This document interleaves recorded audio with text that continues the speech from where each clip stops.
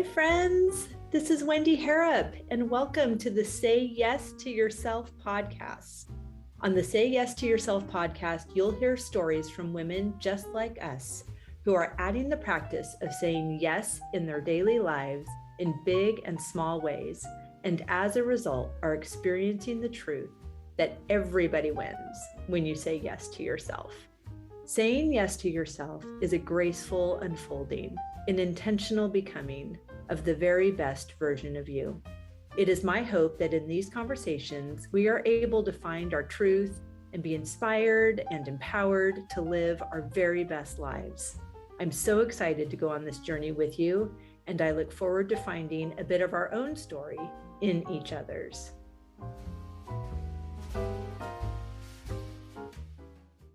Hey friend, what if your bedroom became your sanctuary? That's exactly what happened when I slipped into these delicious Cozy Earth sheets. They are like nothing I have ever felt before. Soft, luxurious, and cool to the touch. They're made from viscose from bamboo, which means they're naturally breathable and wick away heat and moisture from your body while you sleep. Cozy Earth sheets are temperature regulating, so no more night sweats, no more kicking off the covers, just uninterrupted, delicious sleep. And if you're skeptical, I get it, but they make it risk-free. They offer a 100-night sleep trial and a 10-year warranty on all their bedding. That's how confident they are that you'll love them. My listeners get 40% off with code SAYYES. So now is the time to upgrade your sleep and your sanctuary. That's what I'll be doing for all the rooms of the bed and breakfast. So when you come for your farm stay, you will also get to experience the deliciousness even away from home. So visit cozyearth.com and use code SAYYES at checkout. Trust me, you and your bed will say thank you.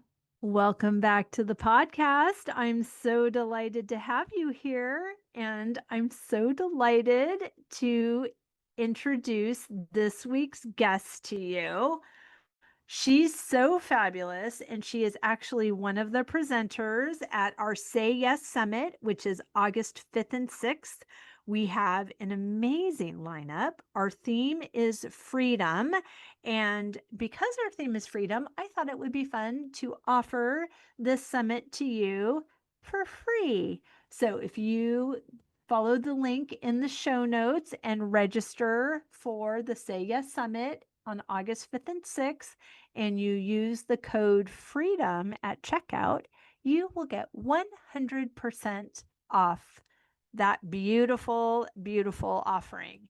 These are so fun. I bring together 8 podcast guests over 2 days. It's all virtual, and you get to be a part of the conversation. You know, I'm always telling you how obsessed I am with this podcast, and I love being in the Zoom room with these gorgeous women that are up to fabulous things, saying yes to themselves in big and small ways. And these summits give you the opportunity to be in the room with us. You can ask questions and you can just be in that fun energy of the conversation while it's happening. And it's even more fun because it's not just me and this other person. There are 2 panelists that are talking about, in this case, what freedom means to them and how they are navigating this big, beautiful life and holding on to that freedom in the process. And it's just a great time. So I hope you will join us. That's where you will get to know Sara Ecklein even more. So today's guest, Sara Ecklein, is a California licensed professional fiduciary, a certified national guardian, and the founder of Trust and Honor, a mindful fiduciary agency. Her path to this work was deeply influenced by personal experiences with loss and end-of-life care. After witnessing a loved one's final days, Sara felt a strong calling to provide healing and calm during the end-of-life transition. Since 2014, Sara has been dedicated to the profession, serving senior and disabled populations and specializing in trust administration, including special needs trusts. Sara is also the host of the Legacy of Love podcast, where she shares insights on trust administration and end of life care, featuring expert interviews and personal stories to help listeners create a meaningful legacy. Sara lives in the Silicon Valley with her husband and their young daughter. I am so eager to share this beautiful conversation with my dear friend, Sara Ecklein. Sweet Sara, I'm so excited to have you here. It is my second episode in a row where I'm interviewing someone I actually know. So this is super fun. Thank you for being here. Oh, that's so fun. Well, I'm really happy to be here and yeah, speaking with your community, with your gorgeous community and with you. Anytime that you're on my calendar, I'm extra happy because I just know it's going to be a magical time. I love you so much. Thank you. And I feel exactly the same. And I'm like making the sad face and tone because we met a little over a year ago, but we live when I was still in California, we would practically be neighbors. So Yeah, I'm bummed I know. that I didn't know that. We could be having all these conversations for years now. Well, it helps with like, I don't know, I feel like the breadcrumbs of life and synchronicity where you're like, oh, I was there too. Right? Thank you for saying that. It's so true because we have these opportunities and we get more information and we think like, oh, I wish I would have known that then. But at the same time, we are living in this certainty that we will not miss out on what's meant for us. And that's such an exhale. It's so true. It's funny. I don't know if I told you this, but when I was kind of going through a dark night of the soul journey and, just in a lot of uncertainty, I was living in an area that I didn't want to live in, which was Sacramento, Mm-hmm. California. And I was heartbroken, going through a breakup, and I was, just trying to figure out my career. Anyways, I started working with like a lot of flower essences and also just talking to angels during that Mm-hmm. season. And an angel came to me and told me that I would live in Saratoga. And Okay. at the time, I didn't know where Saratoga was. I actually did a Google search and I was like, how would I like live there? How would any of this make sense? And what was so interesting is that, 8 years later, I ended up moving with my now husband, you know, to this gorgeous small cottage in Los Gatos, which right on the border of Saratoga. And I so, love anyways, it. going back to your point, like if it's meant for you, it will come. Right. And there's so much relief in that. And Yeah. it's beautiful. And it's beautiful that the angel didn't say that you're moving to Gilroy, but you get to be in Saratoga, Los Gatos. It's so fun. And listener, if you don't know these places, I lived in Saratoga when I was in California. So we would have had a lot of fun, but that's okay. Yes. We're Well, we having get to fun have now. fun meeting up in other magical places. So, Yes, very, very true. So I would love to kick this off by asking, how are you saying yes to yourself in this season? I love this question. And honestly, what comes to me is podcasting. That's my yes. Isn't that fun? Yes. Yes, it is, because I remember conversations before you had one. Yes, I know. And you were so much of, not only my cheerleader, but also like a guide and a person like, yeah, you should do this. Way before that was on my radar. But honestly, it was my next, like obvious next step. Right. And, sometimes when we're so close to it, we can't see it. Yeah. So thank you for being that person for me and cheering me along as I've been podcasting and in the early steps and doing something, totally new and unknown.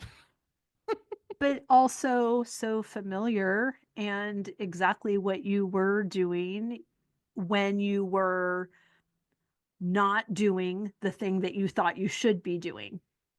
You Yeah. were writing a book or wanting to write a book and wanting Yes. to like set time aside to write. And we would be having these long, beautiful, expansive conversations of you talking about finding the time with a young daughter to do the writing and grow your business. And that's when I said, you should just talk. And then you can get the transcript of what you just said and you can turn it into your book. And then you've got two things done. Like, it's so, I love the beauty of community is that we get this pulled out perspective. We see very clearly for everybody else, and we can Yes. receive what they see for us as well. Yes.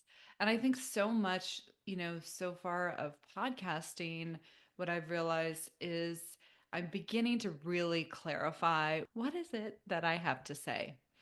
And that's a journey. I think so much, we both err on, are recovering perfectionists and so much of, my professional career is about getting it right and being the Mhm. expert. And that's been, I think, one of the biggest gifts of podcasting is kind of tearing that down Mhm. and realizing that, this isn't serving me. It's also not really even serving my clients, Right. and really showing up in, the wholeness of who I am is, I think, the greatest gift. The more that we can step on that. So that's where, podcasting has just been an absolute saying yes to myself. And when I pick up the mic, I feel like I can show up, sure, as a professional fiduciary, but I can also show up as, a woman, a wife, a mother, a sister, just a caring, somewhat informed citizen, and, and help people along, the journey. So their Right. journey. And so I think, my professional path has always kind of been at the heart of leading from a place of service. Mhm. Um, but when we're building a business, when we're serving others, that can, I don't want to say you can lose it, but you can kind of forget that. So that's where podcasting is just only added so much like fuel and passion for the work that I do, and also just my life. And, also being a mother of thinking, for my daughter, like when she's grown, hopefully modeling that, you get to design your life the way that you want. Right. Right. And your friend Wendy will model that for her too. And you're Yes, modeling you it for do. Amelia. You're modeling it for Amelia. And I love everything that you said. I love that, I'm not sure about you, but I'm for sure an external processor. So I Yeah. have ideas. I know what I think, but I really know what I think once I start talking about it.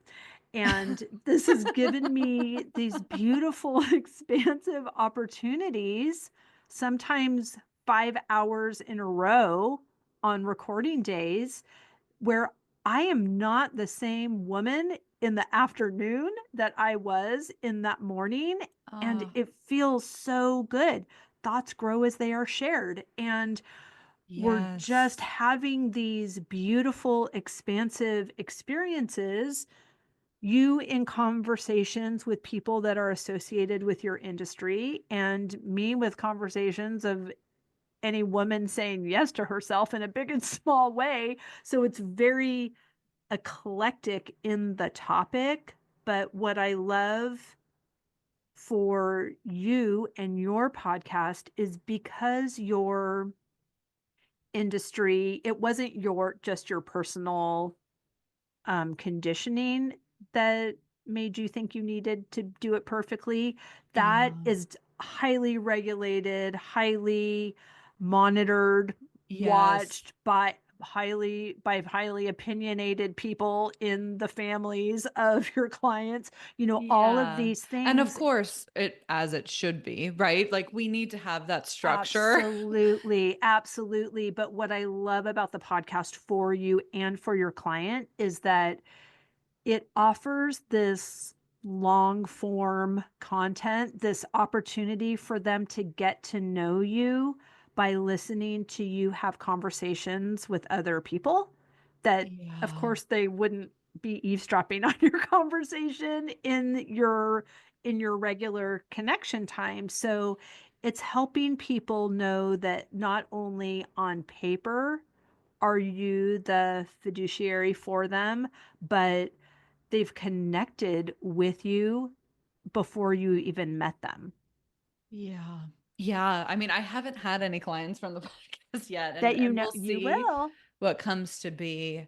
But yeah, I think so. I mean, really what inspired it starting off. I mean, you know a lot of the behind the scenes stuff before I launched, but it was really following kind of this instinct that, you know, our estate plan can really, what I think is it could be a catalyst for transformation. And I'm still kind of clarifying, why that is. But I think at this point, I've had close to 50 conversations. I only do interviews, so I don't do solo episodes. And through talking to all different experts, whether they're attorneys or financial advisors, or I've had a lot of professionals that, serve in like end of life care. Mm-hmm. So hospice nurses and death doulas, and kind of through all of it, what I'm realizing is that, our estate plan is really just, the starting place. And it can be so much more. And of course, I think that the other piece, is that in our day to day life, how we make people feel, I think ultimately is our biggest legacy. Yes. So I kind of come back to that of, and again, that's where my professional journey really started, was being witness to a loved one's final 3 days of life. And I was forced into the present moment. It was a total spiritual experience for me. And that I honestly is, I think, one of the greatest gifts of death. I don't know if we've talked about Mm-hmm. it No, before. we haven't. But yes, I have been there. Yeah. And it's like, if you're really witness and present to someone in that, sacred time, I mean, for me, there was only just leaning in. Yeah. And I think more and more people are seeing that as an opportunity. And I think a lot of that is, there's been more conversations like this. Death doulas, that's been like a new kind of profession popping up. And still, I think with masses, Right. collectively, we're more of a anti-death culture. Mm-hmm. So that's been, I think, also one of the big gifts of podcasting and Right. this new journey that I'm on. Oh, well, I love your concept of that the estate plan can be transformational. And what comes to me in that statement is the transformation comes through conversation.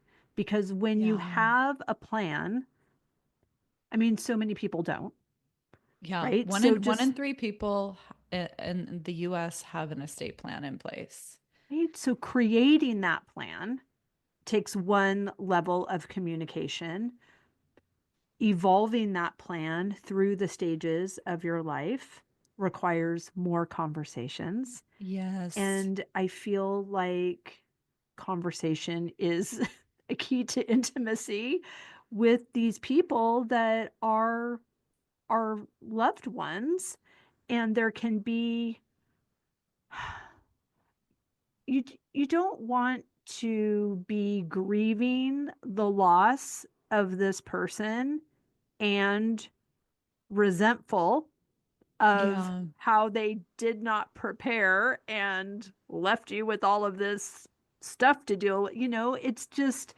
It's this balancing of emotion that what seemingly uncomfortable action protects you from is a lot of frustration for the people that are here after you've Yeah. transitioned. Yeah. No, it's exactly that. And, conversations and like storytelling, that has been one of kind of the unexpected things that's come to me through these conversations that I realize like, you know, there's an art of to storytelling and conversations. I wouldn't say I have a gift for it at all. Well, the fact that you're aware that I that has a know. role in this profession. I've never Yeah. heard someone talk about estate planning and storytelling at the same time. So, can you say more about that, please? Yeah, well, I love the synchronicity of this because it actually is the episode that aired this week on the podcast. And it's, of course, we shouldn't say that we have favorites, but it really was one of my personal favorite conversations. Mm. And it was with a woman. Her name is Yvonne Caputo, and she's now written two books. One book is called Flying with Dad, and then the second one is Dying with Dad. And sitting down and talking with her, it just connected so many dots for me where I was like, this is exactly what it's about. And she really didn't have a close relationship with her dad. And as he was kind of declining and she began to be more and more involved in kind of his day to day life, Mm-hmm. she really started with just asking him questions about his past and history. And he ended up sharing so much about his life and also being in World War II. Wow. And he was a pilot. And that's the first book is really covering all of that. But it was really kind of a doorway. And I think her willingness and to being open, not coming to him with expectation Mm-hmm. and also curiosity, it changed their relationship. And from there, then she began to ask questions like, Dad, do you have, a power of attorney in place? Mm-hmm. Have you written your healthcare wishes? And he didn't. And she helped support him getting those documents in place. Right. And, it was conversation after conversation. And their relationship totally transformed by the end of his life. Mm. And it was like, this is exactly, kind of what inspired the podcast is that, sure, we can go and meet with an attorney and get our estate plan in place, but it could be so much more. And having kind of that willingness and that openness to have difficult conversations, whether it's with our aging parents or if it's with our children. There's just so many sticky spots with estate planning, and I get why people avoid it. I mean, you've got to look at your own mortality, you've got to think about your money and assets, and you also it brings up kind of the family unit Right. and who gets what. And that's where kind of downstream I see, that's my professional lens of Right. like I've administered trusts and estates and I see what works well and what doesn't. Mm. And I would say most attorneys, they're at least in California, their goal is to just keep you out of probate.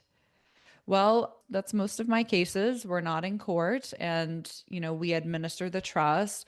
But I can tell you, I have a lot of dysfunctional families and a lot of families still torn apart children never understanding why, their brother got something and they didn't, or not understanding why their funds stayed in trust while their siblings didn't get that.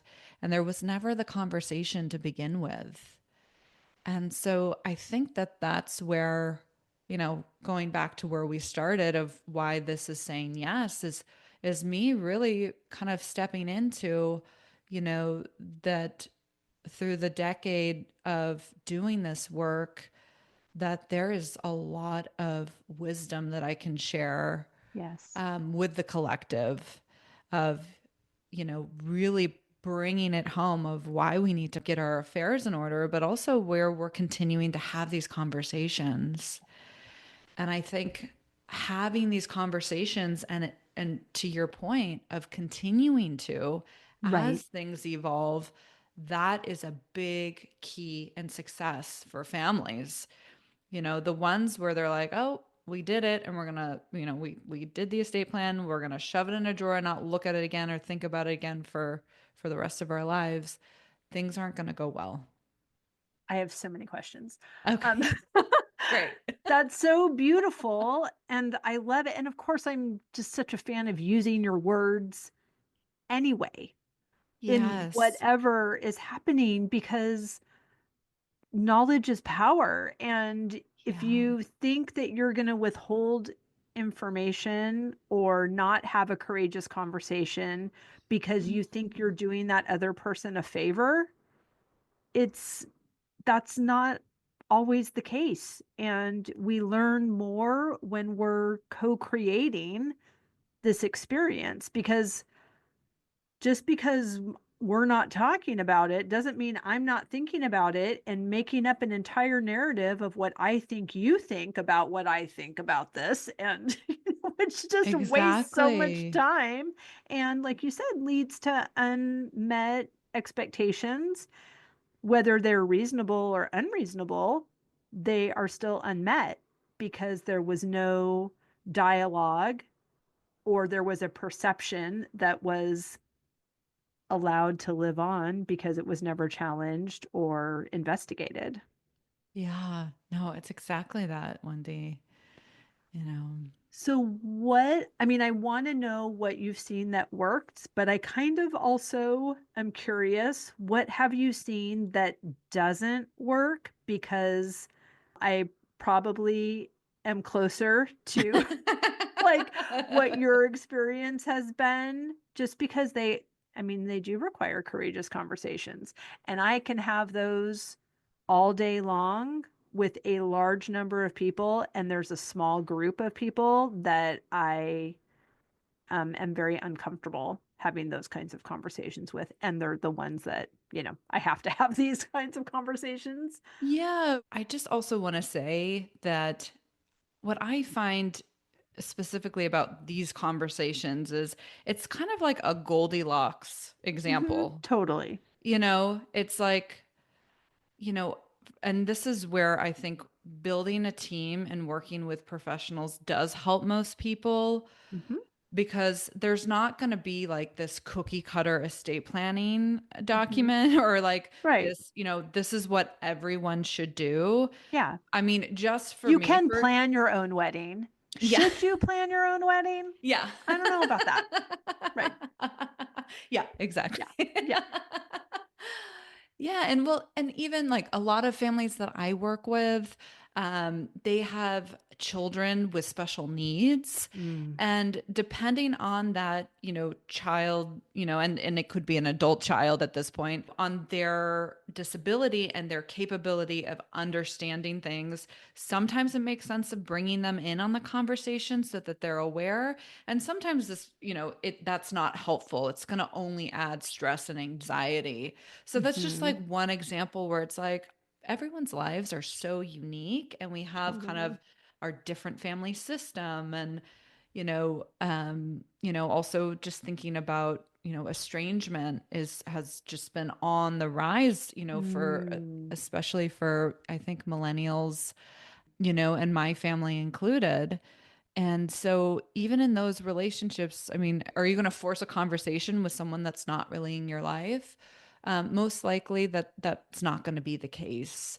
So, I want to first kind of say that is that, that having the conversation with everyone, you know, um, I think is not kind of the point, but it's, saying enough, but not too much. So figuring out what that It's a is. dance for sure. Yeah.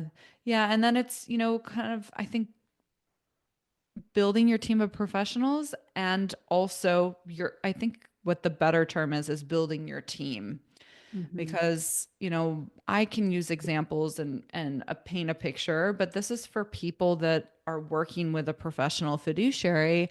And let's be honest, most people don't need a professional fiduciary. Most people are going to be naming um, a family member most likely or an entrusted friend in these roles, whether it's for healthcare decision making or the financial power of attorney or, trustee or executor like after you pass. So with all of that, I think it's really also reflecting on those, we call them proxies, like the people Mhm. that will be acting on your behalf, of really reflecting, is this person really able to do the job? And if they are able, are they willing to? And so you would be surprised that people more times more often than not, or Mhm. maybe I shouldn't say more often than not, but I think far too often people are never even having that conversation of letting people know, oh, you're my you're named in my power of attorney. Right? And that's because we were best friend you were my maid of honor or something, and then I haven't seen you for 25 years, and now my close friend here or my adult child doesn't have the power Yeah, that makes yeah. sense for them. Yeah. Yeah. Yeah. I had actually a conversation on the podcast. Her name's Rachel Donley, and she acts more as a consultant for families that are administering trusts and estates. So she's not stepping in the role that I do. She's more working alongside non-professionals and helping them manage it. But she told me of a story where she got a call and the ex-wife was named as the executor, and she had not talked to her ex in over 20 years. This woman was just like flabbergasted, like, what? Bless her heart. She accepted the role, but she Wow. hired Rachel. Right. Oh my gosh. So yeah, those Okay. those are kind of a lot of the big pieces where it's like, yes, we want to get our documents in place, of course, but we really need to think through the plan. And again, this is, I think, why I wanted to have conversations, like this, and and have the podcast, is because I assumed attorneys were talking this through with their clients, but they're not. I think more times are not having this conversation. Right. And I think there are so many reasons for that. Yeah. I think there's a portion of it, depending on who the client is, but there's a portion of being very mindful that all your time with your attorney is very expensive. So there's even this mindset of you got to just do what they say and be in there. And, even a doctor, you're getting some diagnosis and you cannot retain all the information. And you probably Yes. had more questions, but it's all just such an awkward, unfamiliar situation. Like, unless you golf with your lawyer every other week, you probably don't know how to have a practiced, effective conversation. That's such a good point. I think that's a lot of it too. And because there are a lot of attorneys I speak with, like, oh, we do say this, or these are conversations that are had, but it just doesn't land for whatever reason, whether it's like all this information's hitting that, Right.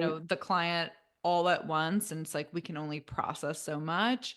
Hmm. But I think that most people are intimidated by attorneys, and hopefully that's something that I hope that does evolve over the next few decades. I think more so attorneys are, especially estate planning attorneys, I love them. Really. And at least in California, I would say that the standard is it's more of a flat fee is what I'm finding with estate plans. So hopefully that gives people some peace of mind of like, Well, not, I mean, that's just a helpful piece of information because I yeah. wouldn't think that any attorney doesn't bill by the quarter hour because I saw that movie, The Firm, and I have a divorce lawyer that I know when I send an email, I better mean it because it's not inexpensive, So there's just these narratives that we create. I mean, we're not just creating it about our parents so that we can be upset when we finally find out what the will says. Like, we are creating these narratives about Yeah. everybody all the time. And It's the funny that only, you bring up movies because I think, that's a lot where, I'm talking about, after someone's death, Mhm, once, I'm acting as trustee and administering their estate, um, there's so much where there's like this misinformation and there's this totally. huge disconnect of what's going to happen. And it's exactly that. Like what's portrayed in movies? It's the Right, reading of the will. There's a sit down family meeting and, the stoic attorney walks in, and that is not at all how it's done. We, right. we don't have a reading Just of like the the wedding will. planner. People are Yeah, like, "Oh, it's like the movie?" Like, not really. I have a headset, but I don't leave with the groom. So I'm not sure what about the movie you're likening my profession to. That's so funny. Yeah, there's not a reading of the will. And that's I think also where, going back to, my family is in the planning phase and talking to people proactively. This is not how we should be thinking about estate planning. It shouldn't be this like surprise unveiling of who gets what. You Right, should really be having family meetings ultimately, and they should be regular. It shouldn't be a one-time thing.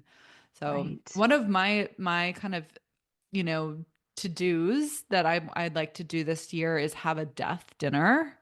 Ooh, say more. I'm all Y- about a dinner. Yeah. Well, and it's kind of how I see it, at least starting at this point, is inviting kind of all the people, that are kind of part of the plan Hmm. over for dinner, and then me and my husband kind of just having the Love conversation it. and gathering people and really just talking what our intention is.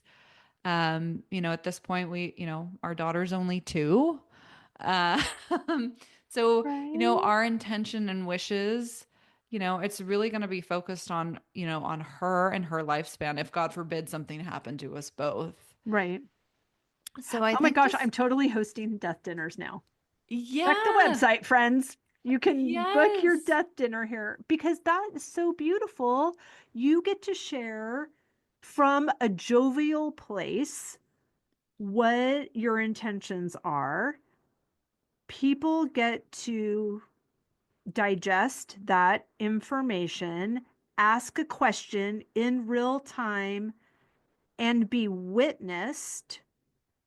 Yeah. And everyone is being witnessed to what they heard. And I mean, even if you had everyone, can you please reflect back to me what you believe this role that I've just assigned you is?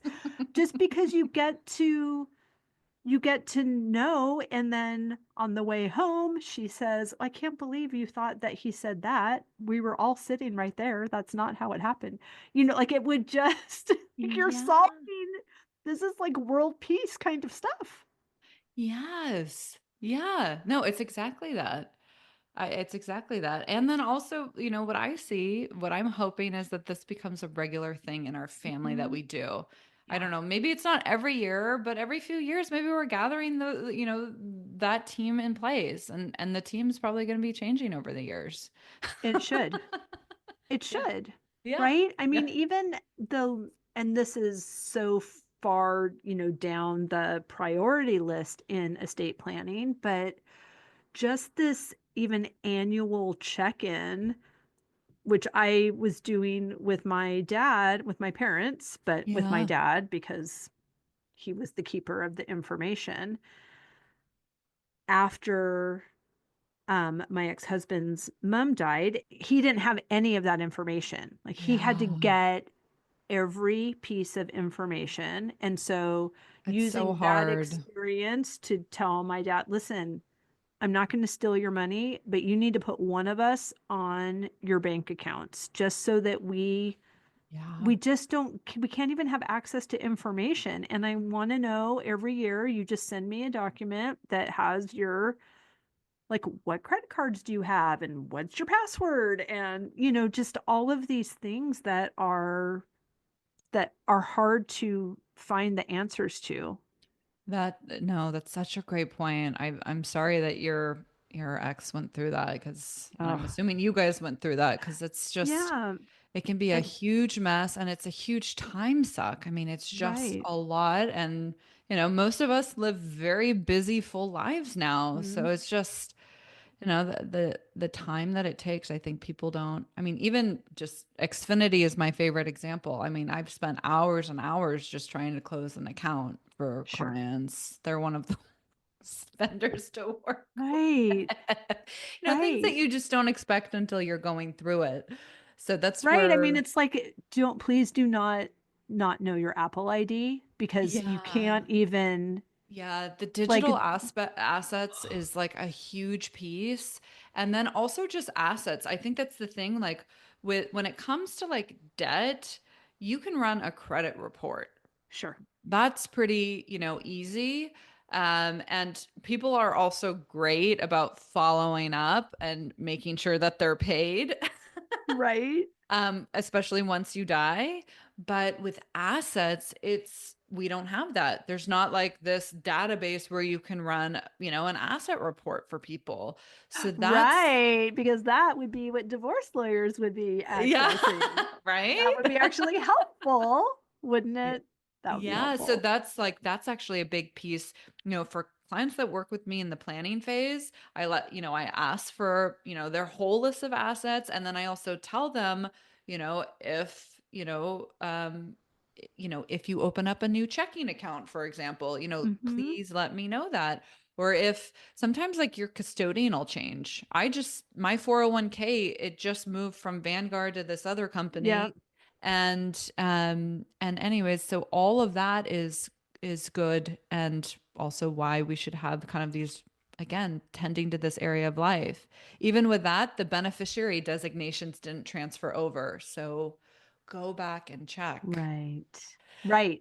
Right. It's true, because that just happened for me as well. And I need to change my beneficiary anyway, but Yes, I'm sure. there, right. But otherwise, there isn't one. Yep. Yep. So, That's a huge point. So this is exactly why I get so lit up and inspired, because these are the kind of things that I think people assume will happen with mhm, their attorney and once they get their estate plan in place. But no, it kind of falls on you as a person. And that's where I see there is a huge gap between what an estate planning attorney, can do or will do versus then what falls on to the client. And I think a lot of times there's a lack of understanding and education. sure. So Well, and just again, the maintenance around it, right? Which is yes, conversation, again, back to a wedding, just because it's easy to correlate this. We don't just have a wedding. You can't no, just, like, oh, here's 20 years after our wedding day. That requires maintenance. You have to be married. You have to have conversation. You have to grow. You have to evolve. You have to change things. It's not just because you did this one and done thing that it's going to yeah, be thrive. enough, right? Like, it Yeah. was, sure, it was the best day of your life then, but you still got to show up for the Yes. relationship. Yeah, I love that you're already kind of connected to that, because that's been like kind of the big thing coming through of beginning to see this like tending to a garden, where Yeah. it's like this is really, like weeds are gonna pop up. That's not something that we shouldn't anticipate and expect. And so, just like that example of like, oh yeah, the custodian changed for my 401k, and let me double check and make sure my beneficiaries are that transferred over. Oh, guess what? It didn't. Mhm. Those are kind of easy, things that I think we can have on our radar. So maybe just on an annual basis, we're just double checking those things so that ultimately what it's about at the end of the day, whether you're, going through a health crisis or you're, you know, you've just been transferred or referred to hospice, you can Mhm. really spend that time with your loved ones and Yeah. not be worrying about this stuff, because that's what's really sad. I mean, when your time is that limited and also Sure. your energy and you're in pain, it's like, who And wants to if you're be? no longer lucid, Yeah, well, that's a whole, that's what yeah. happened to my dad. He died during COVID, of COVID, Oh, oh, he but did. I didn't yeah. know that. I'm so Hmm. sorry. Thank you. But he didn't go to the hospital soon Oh, enough. So oh, he didn't have enough oxygen to his brain for several days. So then when he got oh, to the hospital, he did not know who he was or where he was. And like he thought they were trying to kill him. And because he would wow. call out in the night thinking my mom was going to walk in the room, but it was a stranger in full PPE. So, Oh, you know, he then thought he was Matt Damon in what I can't even think now of those movies where, but he's like, now he's a special agent and he's got to karate chop his way out of this thing. And he was in the Veterans Hospital, which they have oh, some different rules. So they yeah, I'm restrain sure. you. They restrain you when you are Oh, doing that. when you're combative, Mhm. yeah. Yeah. Oh, and you weren't able to visit him, or were, And I was in Massachusetts and he was in California, but my mom wasn't able to visit him. oh, Nobody could visit him. So, like, I go into business mode, yeah, right? So yeah. it's like, I'm okay, not I've surprised got this. just Like, knowing you go you. home, right? It's like, I'm going to cry during a commercial, but not now. I'm all business. Yeah. But the beauty of this time was I was on the East Coast, so I would call at 6 a.m., 5 or 6 a.m., and so I'd get the person who's actually going to tell me something because it's 2 o'clock in the morning. And they would tell me so much about what was happening. And my dad was a pastor. Oh, He was like cussing at oh, people and I mean, yeah, so he his was like not, and totally changed. Yeah. I'm giggling because it was just not him. And also, like, he would have thought he was pretty tough, like, and sassy Hmm. doing that.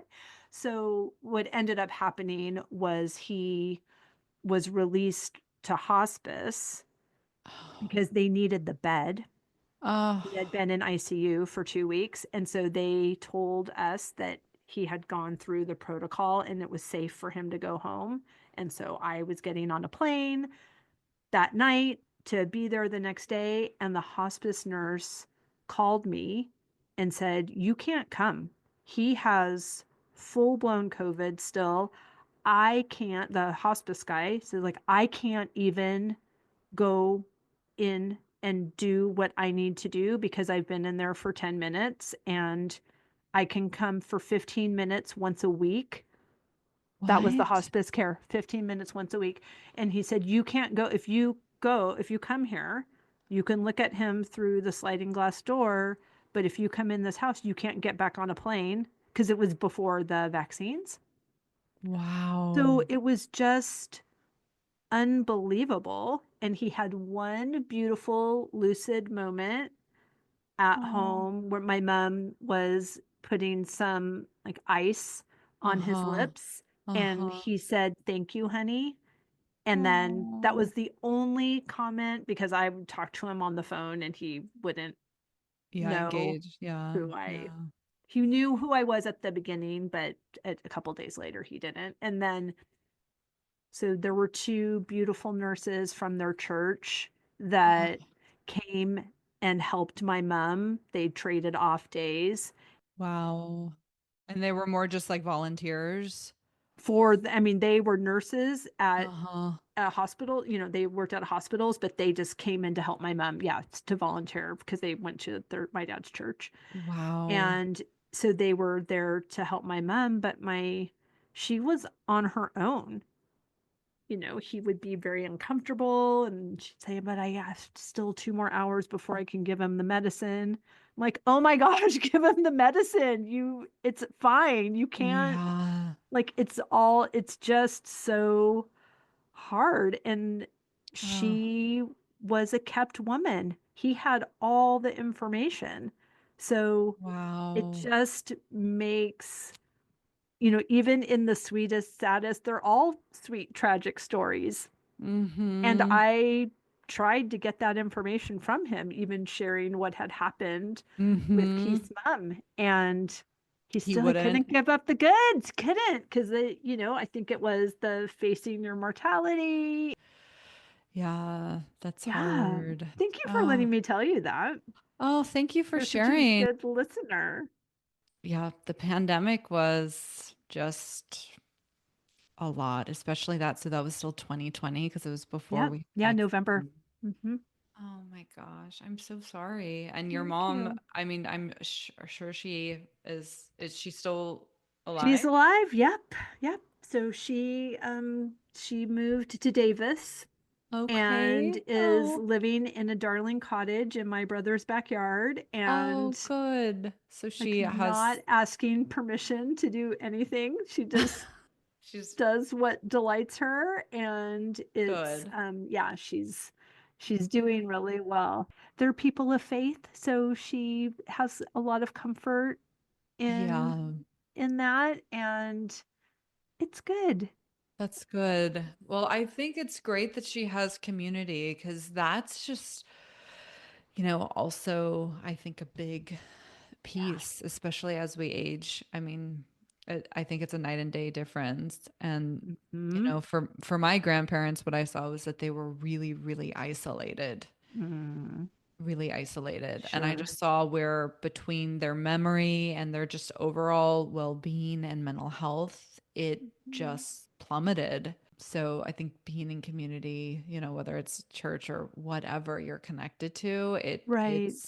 it can really just make such a difference in the quality of life. So Yes. that's a gift that she has that. And It I think is. I think it probably also gives you, just knowing you, Yeah. also peace of mind. Totally. And my brother and his wife are beautiful people, and they are really good about helping her be informed and a part of these decisions, because it's Good. easy for her to go from my dad taking care of everything to my brother taking care of everything, but Mm, he won't let her. He's very involved and make sure that she's has the list of decisions she needs to make, and he makes sure she makes those decisions. and thanks for being so open as always. I Of love hearing that course. story, and it's one of those anyways, hearing her, your story, your family's story. Mm-hmm. It's one of those pieces where I think that I forget how so many women still don't manage their finances. Hi, Yeah. right here. No, Right but now I do, you but do now. Yeah. I didn't even know where to start. It took me 18 months to fill out those forms for the lawyer because I didn't even know. What to put? Yeah, and I didn't know where to find the information. I mean, that's where, so, part of, my podcast journey, I bring in a lot of money coaches because I think So that's good. another thing. Like my own life has been transformed by doing work in that area. Mm-hmm. But I think it's very much part of like when we're thinking about, our legacy, we have to have a good relationship with money. And Right. most people don't. Kind of going back to, I think Kate Northrup says this, like what are the two kind of big lies in the collective is the lie of scarcity and the Mm. lie of separation. Mm. And I Mm-hmm. think this country, like this capitalist on overdrive or on steroids, Right. like we're all swimming in this sea of we're all separate and, Mm-hmm. just the scarcity Right. conversation. So again, going back to the tending to the garden example, Ah. even for me, it's like I want to go back and start doing more money coaching, just knowing Mm-hmm. that now that we have, a 2-year-old, Right. and I've done a lot of work in this area and it still continues to evolve. Right. And then also stepping in as a business owner, right? That Right. also is, what Well, is our relationship? and that kind of work is just like this estate plan. It's not a one and done. You're No. continuing to evolve. You're continuing to grow your relationship and understanding with money. And as you bring more people into the mix, it gets a little muddy. Like someone Yes. just walked into the pond and it's Yes. bringing things up, but you can get that support. And I love this podcast. I love your podcast. I love the way so many people are normalizing conversations Yeah. that Yeah. formerly seemed taboo. Yeah. Yeah. No, absolutely. And so much like when we're going through kind of, these hard, like, whether it's a crisis or just these like transitions where, Mm-hmm. your parents are losing capacity or Yeah. declining, and, the matriarch and patriarch of the family is really kind of not able to maintain that. And the next Yeah. generation's coming in, we can feel so alone in it and just get so caught up in, you know, our relationship, Mm-hmm. myself included. And that's where it's like, no, like we are so connected, and coming to community and having conversations and bringing it to light, I think it's only for the good, really. Like there's so much Right. richness and learning. And again, I think that that's a lot of why I wanted to do the podcast is, turning the light on and letting people learn. Because, trust administration, it's private, obviously everything's confidential with my clients, but you can begin to see those themes. For me, that's how my brain's wired. I just begin seeing themes, over the Right. years. So, Okay, I could clearly talk to you all day. I love you yes, so much. I I love you too, Wendy. treasure you and your beautiful work. Please tell everybody how they can find and follow you. I know you have great resources on your website as well that help people know, like, where do I start? Yes, yes. So trustandhonor.co is my company page. If you're interested at all in the work that I'm doing and just, private professional fiduciaries, you can learn more about that on my website. I do have a good amount of information of just breaking down kind of the different hats and roles that a professional can do. So we touched upon a lot of it in this conversation. And then the Legacy of Love podcast. If you're Yes, interested in yes. more conversations like this, tune in there. And then I think the last piece is that I do have, it's called the Legacy of Love workbook, and that is free. So I believe you'll have links to Yep. share. Really, that's whether you have an estate plan or you're like at the very beginning of your journey, you don't have one, and it's on your list. It can be a great exercise to go through of really kind of all the pieces that we were talking about, of just being intentional and reflecting on, what we want to leave behind. And so much of that goes beyond just, assets. So, Right. Which is why I love that you are not only a legacy of love, but leading with love. That's the argument again around or against separateness, right? Because yeah. love is what connects us. I mean, and that's ultimately, I think, why we're here, Mhm. is to remember that, is to know that more fully. You're the best. Oh my gosh, I love you so much. Thank you for being here. Thank you for having me.